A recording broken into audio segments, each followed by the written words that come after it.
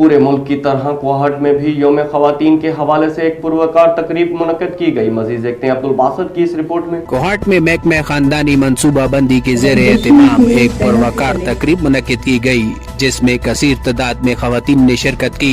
मुकर्रिरीन ने औरत की अजमत, ख़वातीन के हकूक और फ़राइज़ के हवाले से सेर हासिल गुफ्तगू की।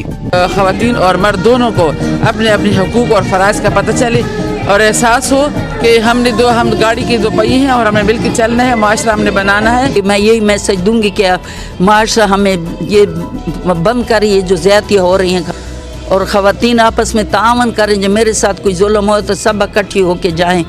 और 8 मार्च के हवाले से मैं ये कहना चाहती हूँ, जो हमें कुरान सुन्नत में जो हमें हकूक़ दिए हैं, तो ये माशरा हमें वो हकूक़ दे दे। और ये एक 8 मार्च के हवाले से हमारा एक छोटा सा मैसेज है, ख़वातीन के लिए ज़्यादा से ज़्यादा हम काम करें, क्योंकि ख़वातीन ही हमारे घर को, हमारे माशरे को संभालती हैं। ख़वातीन अगर हकूक मांगने के साथ साथ अपने फ़राइज़ भी बाकायदगी से अदा करें तो कोई वजह नहीं कि इनके घरेलू जिंदगी जन्नत का नमूना न बने। अब्दुल बासित, राज न्यूज़, कोहाट।